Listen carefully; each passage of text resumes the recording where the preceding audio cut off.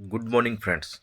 आज हम पढ़ने वाले हैं अकाउंटेबिलिटी एंड इथिकल गवर्नेंस, जवाबदेही और नैतिक शासन। और ये हमारे जो इथिक्स का पूरा सिलेबस है उसका अंतिम चैप्टर है। ठीक है, पूरा सिलेबस हमने पढ़ लिया है। फिर भी कोई आपको लगता है कोई टॉपिक बचा हुआ है वो हम जरूर पढ़ेंगे। इसके बाद में केवल एक लेसन बचा हुआ है, वो है केस स्टडी का। और केस स्टडी को भी मैं पहले बता चुका हूँ ना, एक लेसन बना चुका हूँ, लेकिन आप लोगों की डिमांड है तो मैं एक लेसन, छोटा लेसन और बना दूंगा कि केस स्टडी का प्रारूप क्या होता है। ठीक है, तो ये इथिक्स के सिलेबस के अकॉर्डिंग हमारा अंतिम मतलब चैप्टर है। बाकी एक केस स्टडी का बनेगा। ठीक है, तो पूरा सिलेबस हमने अच्छे से पढ़ लिया है। बाकी आपका कोई डाउट हो कि ये टॉपिक आपने मिस किया है तो उसको कमेंट बॉक्स में डालना। वैसे मिस नहीं किया है, मेरे हिसाब से पूरा सिलेबस हो गया है। तो चलिए शुरू करते हैं। सबसे पहले जवाबदेता का अर्थ क्या होता है, तो मैं पहले ही बोलता हूँ कि इथिक्स में आपको क्या आना चाहिए। इथिक्स में सिंपल सा है कि जो सिलेबस मेंशन है आपका, उसकी परिभाषा आपको आनी चाहिए। जैसे जवाब देता, यहाँ पे हमने वर्ड लिया है तो इसका परिभाषा आपको आनी चाहिए। अब ये नहीं है कि आपको किताब वाली परिभाषा लिखनी है, बुक की परिभाषा लिखनी है, थ्योरी वाली लिखनी है, ऐसा नहीं करना है। आप इस चीज़ को समझना, समझ के आप इसकी एक राय बनाना कि हाँ इसका आपके हिसाब से ये अर्थ है ना, वो अपनी मूल भावना लिख देना। ठीक है, सफिशिएंट है। और क्या होना चाहिए आपके उसके पक्ष में, आपको क्या होना चाहिए, अच्छे एग्जाम्पल आने चाहिए आपको बस। जैसे एक क्वेश्चन आ जाता है जवाबदेता क्या होती है, अपने मतलब उदाहरण देकर समझाइए कि जवाबदेता का क्या अर्थ है, या सार्वजनिक से सिविल सेवा में इसका क्या महत्व है। तो जवाबदेता क्या है कि जिस व्यक्ति के पास विवेकाधीन शक्ति है उस पर यह बाध्यता होनी चाहिए कि अपने कार्यों का स्पष्टीकरण दे, ताकि किसी विशेष परिस्थिति में निर्णय किस प्रकार लिया गया है। सिंपल सा ये है कि वो कितना अपनी मतलब जो भी है रिस्पॉन्सिबल है ना अपनी चीज़ों को लेकर। एक सिविल सेवक है, उसके पास जिम्मेदारियां हैं, तो कितना वो रिस्पॉन्सिबल है जनता के प्रति काम करने के लिए। सिंपल सा यही है कि उससे कोई यदि जवाब मांगा जाए ना, तो बिल्कुल वो तथ्यों के साथ में ये बात बताई कि हाँ मैंने ये डिसीजन, ये योजना इस प्रकार लागू की है, इस प्रकार कार्य किया है। तो यही जवाबदेह होता है सामान्य अर्थ में। इसके अलावा व्यक्ति या संगठन के प्रदर्शन व व्यवहार के लिए जिम्मेदारी की गारंटी की जो ही जवाब देता है, ये सिंपल परिभाषा होगी।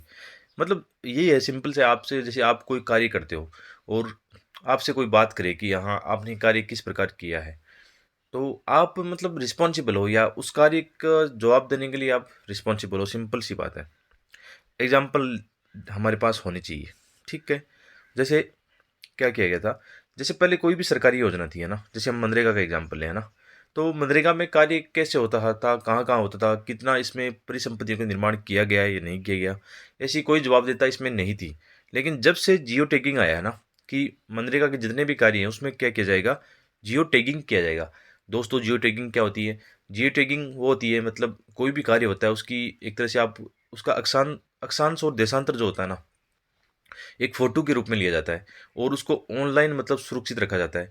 तो जैसे ये कार्य वास्तव में हुआ नहीं हुआ, जैसे मनरेगा में मेंशन किया कि हमने इस साल इतने कार्य किए हैं ना, इतनी सड़कें बनाई हैं, इतने आवास बनाए हैं, इतने पेड़ लगाए, तो उनका जियो टैगिंग ऑनलाइन हम चेक कर सकते हैं कि वास्तव में ऐसा हुआ या नहीं हुआ। तो इससे क्या होगा, भ्रष्टाचार की समस्या कम हो जाएगी। तो क्या बढ़ेगा, इससे जवाबदेता बढ़ेगी, पारदर्शिता बढ़ेगी। तो ये एग्जाम्पल आपके पास ऐसा होना चाहिए। ठीक है, तो सरकारी योजना जैसे मनरेगा में परिसंपत्तियों के निर्माण में जवाबदेता सुनिश्चित करने के लिए जियो टैगिंग का प्रावधान। और आजकल जियो टैगिंग न केवल मनरेगा में, भारत सरकार की बहुत सारी योजनाएं ऐसी है ना। जैसे आप इसको एग्जाम्पल के रूप में और भी ले सकते हो कि जैसे फार्म पॉन्ड की स्कीम है ना, तो फार्म पॉन्ड की स्कीम में भी जियो टैगिंग होता है। ये मेरा प्रैक्टिकल अनुभव है कि जैसे मैंने फार्म पॉन्ड का ये फॉर्म भरा था ना, तो उसमें मुझसे जियो टैगिंग मांगा गया था कि आप जहाँ अपने खेत में जो फार्म पॉन्ड बनवा रहे हो ना, जो आप तालाब बनवा रहे हो, उसका जियो टैगिंग यानी उसका अक्षांश देशांतर डिसाइड करके उसकी एक फ़ोटो लेनी है। ठीक है, ताकि मतलब इसमें एक तो ये फ़ायदा मिलता है कि वास्तव में मैं लाभार्थी हूँ या नहीं हूँ, है ना, वास्तव में हितधारक हूँ या नहीं हूँ।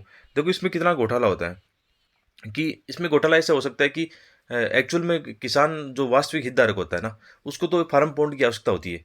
और एक्चुअल में ये होता है कि जिसके पास ज़मीन ही नहीं है ना, वो क्या करते हैं डॉक्यूमेंट में हेर फेर करके फार्म पॉन्ड पे जैसे लगभग 90,000 की सब्सिडी आती है ना। टोटल खर्चा मतलब 1.5 से 2 लाख का खर्चा होता है उसमें। और 70 से 90 हज़ार उसमें सरकार सब्सिडी देती है। अब जो वास्तविक हितधारक है उसको तो पता ही नहीं है कि ऐसी कोई स्कीम चल रही है ना।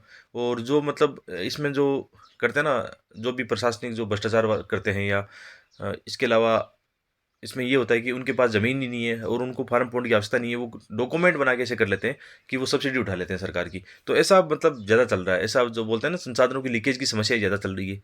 तो इसमें यदि जियो टैगिंग कर दिया तो आपको ये पता चल जाएगा कि हाँ मतलब ये फार्म पॉइंट बना है, किसके खेत में बना है, उसका पूरा ऑनलाइन डाटा होगा और उसको चेक करना बहुत आसान हो जाएगा ना। तो इसका फ़ायदा मिलता है ना। तो आप इसको किसी भी योजना से जोड़ दो, जैसे मैंने 2 योजना यहाँ पे बता दी, मनरेगा बता दी और प्रधानमंत्री जो फार्म पॉइंट स्कीम है उसके अंदर इसको हम बता दिया कि और बाकी जितनी भी चीज़ें आप जोड़ दो, जियो टैगिंग का कितना लाभ होता है। जैसे सेकंड आरसी जब हम पढ़ेंगे तो उसमें साफ-साफ पहले या सेकंड चैप्टर में ये लिखा हुआ है कि यदि हमें प्रशासन को जवाबदेह बनाना है और पारदर्शिता सुनिश्चित करनी है, तो हमें तकनीकी को ज़्यादा बढ़ावा देना होगा। यानी विज्ञान और प्रौद्योगिकी है ना, उसका ज़्यादा इस्तेमाल करना होगा। यानी जो कहीं न कहीं बीच में ये मानव मध्यस्थकारी भूमिकाएँ होती हैं ना, जैसे सेंट्रल गवर्नमेंट से कोई पैसा आता है नीचे वंचित वर्ग तक, है ना? तो इसके बीच में जो ये मतलब मीडिएटर है ना, ये मध्यस्थकारी जो भूमिका निभाते हैं, वही तो सारा झोल करते हैं ना, यही तो सारे पैसे को लीकेज करते हैं ना। तो इसको कैसे हम सही करेंगे? तो आपने ये सुना होगा आजकल, एक तो ये जेम सुना होगा, जन धन आधार मोबाइल जो त्रिसूत्र है ना, काफ़ी यूज़ में ले सकते हो अपनी एग्जाम में, ये लिया करो यूज़ में ना मेंस में। तो जन धन आधार मोबाइल वगैरह इनको यूज़ में ले सकते हैं। और ये डीबीटी काफ़ी सुना होगा आपने, डायरेक्ट बेनिफिट ट्रांसफ़र, ये सबसे अच्छा है। जैसे आजकल क्या हो रहा है, एलपीजी जो हो रहा है ना गैस वाली, उसके अंदर डायरेक्ट जो सब्सिडी लाभार्थी के खाते में आती है। तो इससे क्या होता है कि कहीं न कहीं सुनिश्चित हो गया कि जवाबदेहिता सुनिश्चित हो गई या पारदर्शिता सुनिश्चित हो गई कि वास्तविक लाभार्थी को ही पूरी-पूरी संभावना इसमें मिलने की। बाकी इसमें सभी चीज़ों में और भी हम इसको ऐड कर सकते हैं। तो ऐसे एग्जाम्पल आप बताने की कोशिश करो। एक और है, जैसे भारतीय रेलवे द्वारा ट्विटर के माध्यम से ऑनलाइन शिकायत व्यवस्था रेलवे की अपने उपभोक्ताओं के प्रति जवाबदेहिता को सुनिश्चित करेगा। ऐसे एग्जाम्पल करंट एग्जाम्पल हो सकते हैं। तो आप अपने एग्जाम्पल इसमें शामिल कर सकते हो। अब क्या हो सकता है, जवाबदेहिता के आधार क्या हो सकते हैं? तो जवाबदेहिता का आधार है आपका, जैसे आप जो भी निर्णय लेते हो कैसा होना चाहिए, संविधान कानून के अनुसार होना चाहिए, तार्किकता होनी चाहिए, फैक्ट बेस होना चाहिए। ऐसा नहीं आप मन मर्जी से कुछ भी मतलब वहाँ पे कर रहे हो। और आपकी जो नैतिक संहिता और नैतिक आचरण हमने टॉपिक पढ़ चुके हैं, इसके अनुसार आपका फैसला होना चाहिए। यानी आप ईमानदारी, सत्यनिष्ठा इनके हिसाब से, मूल्यों के हिसाब से अपने निर्णय करो। आपका निर्णय अच्छा होना चाहिए, यानी ज़्यादा से ज़्यादा ये होना चाहिए कि वंचित वर्ग को लाभ पहुंचाने वाला होना चाहिए, है ना। कहीं न कहीं मतलब इसमें भ्रष्टाचार की समस्या नहीं आनी चाहिए। तथ्यों का प्रकटीकरण, जैसे इसमें क्या होना चाहिए, यदि आपसे मीडिया जवाब मांगता है कि आपने ये कार्य किया है, ठीक है, आपसे उसके मतलब सवाल जवाब किए जाते हैं, या आपसे कोई और आम लोग भी सवाल जवाब कर सकते हैं कि आपने ये कार्य क्यों किया, ऐसा क्यों किया, इसमें कितना पैसा खर्च हुआ है। तो आपको बिल्कुल तथ्य उनके सामने रखने पड़ेंगे, वहाँ से ये आप बच नहीं सकते कि मतलब आप अपनी जिम्मेदारी से नहीं बच सकते, या अपनी जवाबदेहिता सुनिश्चित आपको करनी पड़ेगी, है ना। ऐसे हो सकता है पॉइंट आगे। इसके अलावा जैसे हम यदि जवाबदेहिता के प्रकार की बात करें ना, ऐसे सैद्धांतिक ऐसे क्वेश्चन नहीं आएंगे, लेकिन नॉर्मली इसको समझने की कोशिश करना। तो एक तो होता है ऊर्ध्वाधर उत्तरदायित्व, यानी वर्टिकल जो रिस्पॉन्सिबिलिटी है, उसमें क्या होता है कि अपने उच्च अधिकारियों व संस्था के प्रति उत्तरदायित्व है, ठीक है। एक हिरार्की होती है ना, जैसे इसका एग्जाम्पल लेते हैं, जैसे संसद है ना, तो संसद के प्रति यदि हम माने, कार्यपालिका किसके प्रति उत्तरदायी होती है, संसद के प्रति होती है। और मंत्री जो होते हैं कार्यपालिका के प्रति वफादार होते हैं। इसके अलावा जो मुख्य सचिव होते हैं वो मंत्रियों के प्रति होते हैं, और सचिव मतलब मुख्य सचिव के प्रति होते हैं। एक हिरार्की बनी होती है इसे, है ना। तो इसको बोलते हैं वर्टिकल रिस्पॉन्सिबिलिटी। और एक होता है, ये तो हो गया वर्टिकल वाली, और एक होता है क्षैतिज, मतलब जो एक ही मतलब आसपास स्थित है, यानी उसको बोलेंगे क्षैतिज, एक दूसरे के समकक्ष के। जैसे दो समकक्ष संस्थाओं की एक दूसरे के प्रति उत्तरदायित्व, जैसे विधायिका और न्यायपालिका, है ना। तो ये हो गया आपका वर्टिकल, और ये हो गया हॉरिजेंटल उत्तरदायित्व। ये ऐसा एग्जाम में नहीं आने वाला, आप चिंता मत करना कि ऐसा क्या बना दिया, ये थोड़ा बुक में लिखा हुआ था, मुझे अच्छा लगा तो यहाँ से निकाल लिया। इसके अलावा कभी कभी ये होता है कि राजनीतिक उत्तरदायित्व क्या होता है, तो सरकार का संसद के प्रति उत्तरदायित्व, ये राजनीतिक उत्तरदायित्व है। विधिक उत्तरदायित्व क्या है, सरकार व सिविल सेवकों का संविधान व कानून के प्रति उत्तरदायित्व है, ठीक है। ये सैद्धांतिक है, ऐसे क्वेश्चन नहीं आने वाला। क्वेश्चन कैसे आएगा, ऐसे क्वेश्चन आएंगे कि उत्तरदायित्व सुनिश्चित करने के उपाय क्या होना चाहिए। दोस्तों यदि आप कोई भी टॉपिक है ना, जैसे हमने क्या पढ़ा है कि कोई भी टॉपिक हमने क्या किया, जितना अपना सिलेबस मेंशन है, हमने केवल 1 या 2 पेज के अंदर इसके नोट्स बनाए हैं ना। और यही हमारी क्षमता होनी चाहिए। जैसे इसका फ़ायदा क्या मिलेगा, अब आपको पता चलेगा छोटे नोट्स पढ़ने से एक फ़ायदा क्या है, कि यदि आपने कोई भी चीज़ है ना 100 वर्ड, 100 या 50 वर्ड में, चलो मानो कि आपने कोई टॉपिक है सिलेबस का, उसने उसको आपने 50 या 100 वर्ड में पढ़ा है। अब आप जानते हो इथिक्स में कितने वर्ड का क्वेश्चन आता है, 150 वर्ड का क्वेश्चन आता है, ठीक है। तो इतना पढ़कर आप में ये क्षमता होनी चाहिए कि 50 और 100 वर्ड को पढ़कर आप इजीली अपने जो है ना, जो भी क्वेश्चन आए 150 वर्ड वाला ना, इजीली आप उसको अटेम्प्ट ले लो। यही आपकी क्षमता होनी चाहिए। और ये क्षमता नहीं है तो विकसित कर लो दोस्तों, क्योंकि अभी ये मामला नहीं है कि आप 500 वर्ड्स पढ़ोगे ना, 500 किसी भी टॉपिक के 1000 या 500 वर्ड पढ़ोगे ना, कोई मतलब ज़रूरत नहीं है उनकी। अपना इतना बोरिंग मत बनाओ अपनी स्टडी को, सिंपल रखो कि आपको ना जो भी टॉपिक है उसका एक पेज में मेरा नोट्स होना चाहिए, और इस टॉपिक से कोई भी क्वेश्चन यूपीएससी मेंस में पूछे, मैं एक भी सिंगल्स गलत नहीं करने वाला हूँ, उल्टा अच्छा करने वाला हूँ, क्योंकि उससे फ़ायदा मिलने वाला है। यदि आपके पास सिलेबस संक्षिप्त है ना, अच्छे से शॉर्ट नोट्स में आपने सिलेबस को पूरा कर लिया है, तो उसको बार-बार रिवाइज़ करोगे आप। इतनी बार रिवाइज़ कर लोगे कि कैसे ही घुमा के क्वेश्चन आएगा तो आपका माइंड एकदम एक्टिव हो जाएगा कि हाँ, ये मेरा सिलेबस है, यहाँ से मैंने इतना पढ़ा हुआ है, अब इसको ऐसे ऐड करके मुझे पढ़ना है। नहीं तो क्या होगा, आप बड़ी चीज़ें पढ़ोगे, जैसे एथिक्स के लिए आप 500-500 हज़ार पेज की चीज़ें पढ़ोगे ना, किताबें पढ़ोगे ना, तो याद कैसे रहेगा? और मेंस के एग्ज़ाम में आप जानते हो मेरा अच्छा खासा अनुभव है, यदि बार-बार रिवाइज़ करके नहीं जाते ना, तो नंबर नहीं आने वाले फिर। तो ऐसा करना है आपको। तो क्वेश्चन कैसे आते हैं? जैसे यहाँ पे ये आपके पास 30-40 वर्ड है या 50 वर्ड मान सकते हैं इनको, ठीक है? तो उत्तरदायित्व सुनिश्चित करने के उपाय क्या हो सकते हैं हमारे? तो इसमें आप आपके पास ये अच्छा होना चाहिए कि सूचना का अधिकार आरटी इसमें भूमिका निभा सकता है। लोकपाल और लोकायुक्त इसमें बहुत बड़ी भूमिका निभा सकते हैं। सिटीजन चार्टर हो गया, ई गवर्नेंस हो गया, लोक अदालत हो गया, भ्रष्टाचार संबंधी कानून हो गया, विसल ब्लोअर एक्ट पारित हो चुका है। मीडिया इसमें बड़ी भूमिका निभाती है। केक क्या करता है? केक पूरी निगरानी रखता है कि कितनी मतलब पैसा खर्च किया गया है, नहीं किया गया। इसके अलावा न्यायालय की भूमिका होती है। अब ये नहीं कह सकते कि सर ये हम नहीं कर सकते ऐसा। जैसे एग्जाम्पल के लिए देखो, ये मेरे पास क्वेश्चन आ गया भाई कि है ना, क्वेश्चन ये बनेगा आपका कि पारदर्शिता उत्तरदायित्व या जवाबदेही क्या होता है। सबसे पहले तो ये बनेगा कि हाँ, पारदर्शिता जवाबदेही उत्तरदायित्व क्या होता है। तो आप इंट्रोडक्शन में क्या बताओगे, इसी की परिभाषा बताओगे। आगे क्वेश्चन जुड़ेगा, आपके अनुसार उत्तरदायित्व सुनिश्चित करने के उपाय क्या हो सकते हैं। ठीक है, तो यदि आप एक सिविल सेवक हो तो आप कैसे जवाबदेहिता सुनिश्चित करोगे जनता के प्रति, ऐसा आ सकता है। या मतलब ये इसको जोड़ के आ सकता है कि आजकल भ्रष्टाचार की जो समस्या है ना, बहुत ज़्यादा देखी जा रही है। तो कहीं न कहीं इसमें ये है कि पारदर्शिता की कमी नज़र आ रही है या जवाबदेहिता की कमी नज़र आ रही है, तो इसको कैसे दूर करोगे? तो वहाँ पे देखो आपके पास ज़बरदस्त आइडियाज़ है। यहाँ पे इतने आइडियाज़ हमने प्रेज़ेंट कर दिए हैं, अब आपकी मर्ज़ी किस ऐसे कैसे प्रेज़ेंट करोगे? अब इसको पैराग्राफ फॉर्म में आप प्रेज़ेंट करने चले, ठीक है? तो कितने, एक पेज के अंदर 3 पैरा 4 मैक्सिमम 4 चीज़ें बताओगे, यानी सूचना का अधिकार बता दिया, सिटीज़न चार्टर बता दिया, ई गवर्नेंस बता दिया, 1-2 और बता दोगे। जबकि डायग्राम में प्रेज़ेंट करोगे ना, तो 10 आइडियाज़ डाल दोगे। एग्जामिनर आपका यही चेक कर रहा है, वो चाहता तो इस क्वेश्चन को 500 वर्ड में दे देता, लेकिन 150 वर्ड की डिमांड क्यों है वहाँ पे, और केवल 2 ही पेज वहाँ पे क्यों है, यानी 150 वर्ड में 1.5 पेज ही लिखना है। मैं तो एक पेज ये हो जाएगा, 1.5 यहाँ तक लिखना है। ठीक है, तो इसका मतलब क्या है, 150 वर्ड में क्यों पूछ रहा है, वो साफ साफ ये जानना चाहता है कि आप कम समय में कितना अच्छा डिसीजन लेते हो, या कम समय में आपके पास कितनी विविधता है, या कोई भी क्वेश्चन आता है तो आपके पास क्या डायनेमिक उसका आंसर होगा।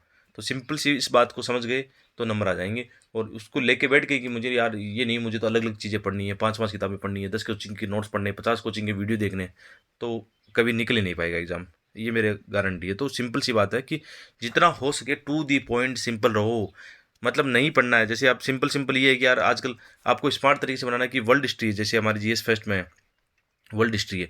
अब वर्ल्ड हिस्ट्री का पिछले 3-4 साल से एक क्वेश्चन भी नहीं आया, या आया है तो एक क्वेश्चन आया है। तो अब इस वर्ल्ड हिस्ट्री के लिए आप 1-1 महीने तक कोचिंग करोगे, 1 महीना पूरा कोचिंग में बिताओगे, तो कहाँ से आपका फिर मेंस निकलने वाला है। अब सिंपल सा ये है कि जैसे मुझे वर्ल्ड हिस्ट्री पढ़ना है तो मैं क्या करूँगा, कोई कोई भी छोटा टॉपिक कहीं भी मुझे मिल जाए, एनसीईआरटी मिल जाए या कोई मिल जाएगी, उसमें तो 4-5 चैप्टर जो सिलेबस में मेंस है ना, वो 4-5 पेज मतलब 4-5 चैप्टर के मैं 10 पेज मैक्सिमम इसमें नोट्स बना लूँगा अपने।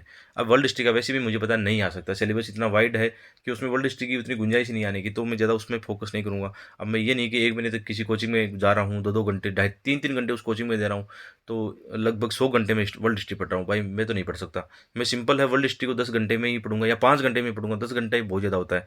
ठीक है, सिंपल सा ये होता है आपको। तो ऐसे पढ़ना है, मतलब आपको पता होना चाहिए कि मेंस के एग्ज़ाम की डिमांड क्या है ना, उसके अकॉर्डिंग आप अपने को बनाइए, मतलब उसके तैयार कीजिए आप। और मतलब ईज़िली आप अच्छी किताबें पढ़ के अपना सिलेबस कर सकते हो। क्यों मतलब इधर-उधर धक्के खाते हो? आजकल यूट्यूब पे अच्छे मतलब लेसन पढ़ाने वाले हैं, तो उनको आप कवर कर सकते हो। ठीक है? इसके अलावा इसमें एक टॉपिक और जुड़ा हुआ है कि एथिकल गवर्नेंस क्या होता है ना? तो एथिकल गवर्नेंस क्या है? ये शासन का एक प्रकार है, जिसका संबंध व्यवसाय, सरकार, राजनीति, अंतर्राष्ट्रीय संबंध और देखभाल आदि में प्रबंधन और नीति बनाने से संबंधित गतिविधि के सही और उचित आचरण से। सिंपल सी बात है कि एथिकल गवर्नेंस कैसा होगा? नैतिक शासन कैसा होगा? वही होगा कि इसमें यदि जवाबदेहिता सुनिश्चित होगी, पारदर्शिता होगी, सब मिला के ये होगा। इसके अलावा नैतिक शासन की आवश्यकता क्यों पड़ती है? यार ये तो बहुत इंपॉर्टेंट है कि नैतिक शासन की आवश्यकता क्यों पड़ती है? कि ऐसा क्वेश्चन आ सकता है कि सतत विकास हमें यदि करना है तो नैतिक शासन की बहुत ज़रूरी है। गरीबी उन्मूलन के लिए चाहिए, असमानता दूर करना है, संवैधानिक मूल्यों का संरक्षण करना है, मानवाधिकारों को बढ़ावा देना है, पर्यावरण संरक्षण को बढ़ावा देना है, पारदर्शिता जवाबदेहिता सुनिश्चित करनी है। तो नैतिक शासन की आवश्यकता क्यों है? ऐसा डायरेक्ट क्वेश्चन आ गया, तो यदि आपने यही इतना ही भी पढ़ लिया ना, तो आपका मतलब दिमाग काम कर जाएगा, आपके पास अच्छे एग्जाम्पल जोड़ दोगे, बाकी आपके 10-12 पॉइंट यहाँ से कवर हो जाएंगे। ठीक है, इसमें पॉइंट है सुशासन। तो सुशासन क्या है? सुशासन की ये परिभाषा अच्छी है, सेकंड आरसी में दी हुई है कि सुशासन व विकास रिपोर्ट 1992 विश्व बैंक के अनुसार क्या परिभाषा है? सुशासन का तात्पर्य ऐसे शासन से है जिसमें राज्य के प्रत्येक नागरिक तक सरकार द्वारा लागू नीतियों का लाभांश पहुंचे। तो इस प्रक्रिया में यदि कोई बाधा उत्पन्न हो तो सरकार के पास ऐसा ही तंत्र होना चाहिए जिससे कि जनमानस की शिकायतों को सरकार तक पहुंचाया जा सके। सिंपल सा ये बात है कि जनता तक किस प्रकार लोक सेवाएं पहुंचती है ना, किस प्रकार उनकी शिकायतों का निपटारा होता है। यानी आप जानते हो इसमें क्या होता है, शिकायत निवारण तंत्र कैसा है आपका, सिटीजन चार्टर का लेवल कैसा है आपका, लागू है कि नहीं, आपकी मतलब जो लोक सेवक किस प्रकार जनता के साथ अच्छा व्यवहार करते हैं या नहीं करते हैं। तो ये क्या है? सुशासन है। आप जानते हो आजकल गुड गवर्नेंस की बातें बहुत ज़्यादा हो रही है, वर्तमान सरकार तो गुड गवर्नेंस को लेकर बहुत ऊंचाई पर चल रही है ना। तो सबका साथ सबका विकास ये क्या है? गुड गवर्नेंस है। तो ऐसे डायलॉग दीजिए आप कि सबका साथ सबका विकास सुनिश्चित कैसे हो पाएगा? जब गुड गवर्नेंस होगा। ठीक है, और इसमें ये आप बहुत सारे पॉइंट है कि आप गुड गवर्नेंस या सुशासन को सुनिश्चित करने के लिए क्या कर सकते हो, कैसे होगा? तो इसमें होगा जवाबदेहिता बढ़ानी होगी, पारदर्शिता बढ़ानी होगी, विधि का शासन बहुत जरूरी है, सर्वसम्मति उन्मुख यानी सभी को साथ लेकर बढ़ना है, सबको शामिल करना है, रिस्पॉन्सिव होना है, अनुक्रियाशील बनना है कि जो भी समस्याएं आती हैं उनको तुरंत सोल्व करना है। इसके अलावा न्याय सम्मत समावेशी होना चाहिए, सहभागी यानी सबको, जनता को शामिल करो, पार्टिसिपेट बोलते हैं ना इसको, जनता की भागीदारी मतलब ऐसा करते हैं, भागीदारी लोकतंत्र बोलते हैं उसको। इसके अलावा प्रभावी व कुशल होना चाहिए, यानी तुरंत मतलब फैसले लेना और अच्छे से शासन करना। और भी बहुत सारे हो सकते हैं। सुशासन कैसे आएगा? आरटीए कर दो आप, सिटीजन चार्टर को कर दो, और क्या हो सकता है? आजकल ये ई वाला चल रहा है ना कि ई शासन वो चल रहा है, ई चौपाल हो गया है, ये सब क्या है? ये सब सुशासन के आधार है ना। अच्छे पॉइंट है कि आप लोक सेवा सुनिश्चित कर रहे हो, ऑनलाइन आजकल आप चाहे मेडिसिन हो चाहे शिक्षा हो सब कुछ ऑनलाइन कर रहे हो, तो ये सुशासन ही तो है ना। इजीली जैसे आपको कोई भी आधार कार्ड बनवाना है या आपका पासपोर्ट बनवाना है तो तुरंत आप घर बैठे मतलब ऑनलाइन इसका रजिस्ट्रेशन कराते हो और 7 दिन के अंदर आपका बन के आ जाता है। तो ये क्या है? सुशासन ही तो है। इसके अलावा एक छोटा सा डायग्राम आप देखो इसको, उत्तरदायित्व और नैतिक शासन क्या होता है। तो उत्तरदायित्व और नैतिक शासन का ये डायग्राम ऐसे बना के आना, वही जो ऊपर वाली बातें की सिंपल से ये बात है कि इसमें प्रशासन में उच्च नैतिक मूल्य होनी चाहिए, पारदर्शिता होनी चाहिए, अनुक्रियाशीलता होनी चाहिए। अनुक्रियाशीलता मतलब जो भी कार्य होता है ना कि उनके प्रति कम से कम बातचीत करे या जो भी उनको जिम्मेदारी मिलती है उनको सही से मतलब रिस्पॉन्स दे उनका। शिकायतों का जल्दी से निपटारा होना चाहिए, नागरिकों की सहभागिता, नागरिक केंद्रित प्रशासन मतलब सरकार किस लिए? नागरिकों के लिए है ना, तो मतलब सरकार अपने लिए थोड़ी ना हो जाएगी। तो सिंपल सी बात है कि नागरिकों के अनुसार ही शासन होना चाहिए, ये अच्छा बना सकते हो। एक इसमें छोटा सा, बिल्कुल छोटा सा एक टॉपिक और है कि शासन व्यवस्था में नीतिपरक और नैतिक मूल्यों का सुदृढ़ीकरण कैसे हो सकता है। ठीक है, शासन व्यवस्था में नीतिपरक और नैतिक मूल्यों का सुदृढ़ीकरण कैसे हो सकता है? तो इसमें है कि जैसे हम बात करें कि परंपरागत शासन व्यवस्था में क्या था, निर्णय प्रमुख रूप से कानून नियम और आंकड़ों तर्कों के आधार पर होते थे, न कि नैतिक आधार पर। लेकिन वर्तमान में क्या होता है, राज्य व शासन व्यवस्था लोक कल्याणकारी रूप में परिवर्तित हो गई है। इसके लिए शासन व्यवस्था में नैतिक मूल्य का समावेश अति आवश्यक है। अब देखो पहले तो ये था कि मतलब इतनी नैतिकता नहीं थी, चलो जो भी है, नैतिकता थी भी तो इतनी दिखती नहीं थी, है ना। लेकिन वर्तमान में इनकी जरूरत बहुत ज़्यादा दिख रही है कि मतलब शासन का नैतिक होना बहुत जरूरी है, तभी तो वंचित वर्ग का सही से विकास हो पाएगा। तो इसमें आप ये डायलॉग देख सकते हो कि शासन व्यवस्था में नैतिक मूल्य की आवश्यकता क्यों है। तो इसमें ये है कि शासन व्यवस्था में उच्च नैतिक मूल्य का विकास बहुत जरूरी है। इससे क्या होगा, जवाबदेहिता सुनिश्चित होगी, सतत निष्ठा, ईमानदारी, कर्तव्य निष्ठा, ये सब जितने भी मूल्य हैं ना इसमें समावेश हो सकते हैं। तो आप इसको डायग्राम से प्रेजेंट करो। ठीक है, शासन व नैतिक मूल्य क्या करेगा, सुशासन बनाएगा। ऐसे छोटे छोटे डायग्राम बना लो आप कि शासन हो गया आपका, शासन के अंदर यदि नैतिक मूल्य मिल जाता है तो क्या बन जाएगा, सुशासन बन जाएगा। ठीक है, सुशासन कैसे आएगा, इन चीज़ों से आएगा, जितनी भी चीज़ें इनसे सुशासन आएगा। तो शासन व्यवस्था में अपने आप क्या हो जाएगा, नैतिक मूल्य का विकास हो जाएगा। सिंपल सी बात है। इसके अलावा क्या होगा, सरकारी प्रभावशीलता, दक्ष प्रशासन, त्वरित निर्णय, यानी सरकारी प्रभावशीलता अच्छी होगी ना तो क्या होगा, अच्छा प्रशासन होगा। अच्छा प्रशासन क्या करेगा, जल्दी निर्णय लेगा, दक्ष निर्णय लेगा और जनता को ज़्यादा से ज़्यादा लोक सेवा पहुंचाएगा। इसके अलावा इससे क्या होगा, भ्रष्टाचार की अनुपस्थिति होगी और क्या, विधि के शासन को ज़्यादा बढ़ावा मिलेगा और संवैधानिक मूल्य के अनुसार फैसले लिए जाएंगे। सरकार तक नागरिकों की पहुंच आसान हो जाएगी, है ना। प्रभावी शिकायत निवारण तंत्र हो गया, इसमें एग्जाम्पल आरटीआई, सिटीजन चार्टर हो जाएगा। ऐसे डायलॉग यहाँ पे और दे दो आप, जैसे कुछ कोटेशन, अच्छे कोटेशन है कि सदाचार स्वस्थ समाज का प्रमुख आधार है, स्वामी विवेकानंद के अनुसार। ठीक है, शासन में सद्गुण व सदाचार पर बल, जो शासन को नैतिक शासन में परिवर्तित करता है, सुकरात के अनुसार। तो ये मतलब सिंपल सा हमारा टॉपिक था जो सुशासन को लेकर आगे बढ़ता है। इसमें छोटा सा और बता सकते हो कि शासन व्यवस्था में नैतिक मूल्यों की शुद्धता के उपाय क्या हो सकते हैं। जैसे अभी हमने ऊपर बात कर ली, तो लोक प्रशासकों से संबंधित इसमें दिया गया है कि भावी प्रशासकों को प्रशिक्षण के दौरान नैतिक मूल्य का विकास होना चाहिए। ठीक है, आप जानते हो कि लबासना में आपकी ट्रेनिंग होगी, उसके बाद में भी आजकल ये जैसे मिशन कर्मयोगी वगैरह ऐसे ट्रेनिंग में जो बीच में ही ट्रेनिंग कराने के प्रोग्राम इसमें शामिल किए गए हैं। वंचित वर्ग के प्रति समानुभूति और करुणा का विकास करना होगा, नैतिक संहिता व आचरण संहिता का सही से पालन करना होगा। शासन में प्रौद्योगिकी व ई गवर्नेंस द्वारा लाभ क्या कर सकते हैं, पारदर्शिता बढ़ा सकते हैं। और राजनीतिक हस्तक्षेपों से नौकरशाही को मुक्त करना होगा। जवाबदेही सुनिश्चित करने वाला एक मजबूत तंत्र विकसित करना होगा, जो गैर जिम्मेदार प्रशासकों पर अनुशासनात्मक कार्रवाई करेगा। और सेकंड आरसी में बहुत सारे ऐसे सुझाव दिए कि किस प्रकार हम सुशासन को सुनिश्चित कर सकते हैं। तो ये हमारा एक छोटा सा टॉपिक था, पूरा हुआ। और इथिक्स के हमारे सभी lessons to the point syllabus के हिसाब से आज एंड हो गए। और मुझे खुशी है कि जो मैंने आपसे प्रॉमिस किया था कि मैं पूरा सिलेबस कराऊंगा, बिल्कुल भी नहीं छोड़ने वाला हूँ। तो ऐसे राइटिंग और इथिक्स का हमारा पूरा सिलेबस हो गया है। केस स्टडी में मैंने ऑलरेडी बना दिया, एक लेसन बना दिया है, लेकिन फिर भी एक लेसन में और बनाऊंगा, ताकि शॉर्ट में आपको बता सकूं कि कैसे केस स्टडी का फॉर्मेट आपको फिक्स पैटर्न पर रट्टा मार लेना है, और वही आपको एग्जाम में बहुत हेल्प करने वाला है। तो इथिक्स का पूरा सिलेबस आप सभी मेरे साथ करने के लिए आप लोगों को बहुत बहुत धन्यवाद। आप लोगों ने बहुत अच्छा रिस्पॉन्स दिया है, अच्छे देख रहे हो। अभी प्रीलिम्स एग्जाम तो कोई बात नहीं, आप मेंस पे फोकस कर सकते हो। Thank you. सॉरी, अभी प्रीलिम्स एग्जाम है तो आप प्री पे फोकस ज़्यादा करो। मेंस का अभी फोकस करने की उतनी आवश्यकता नहीं है। आप प्री के बाद में, जैसे आपका प्री निकल जाता है ना, तो प्री के बाद में आपके बहुत लेसन काम आने वाले हैं। हाँ, लेकिन जो 2022 और 23 में दे रहे हैं वो मेंस पे फोकस कर सकते हैं अभी, है ना, उनके पास टाइम है। तो थैंक यू।